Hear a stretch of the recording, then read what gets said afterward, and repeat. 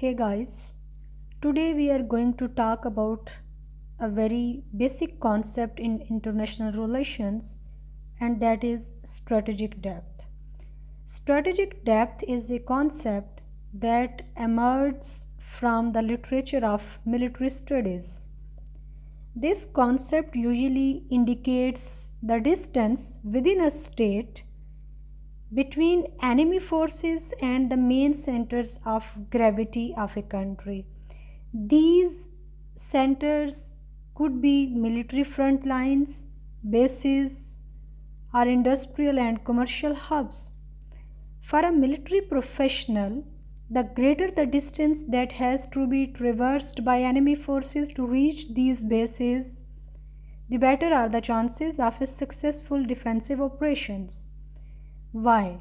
Because it gives the defender more time and space to organize the defense and stretches the enemy's logistical chain. In military history, Russia is considered to be a classic example of a country gifted with great spaces within its territory.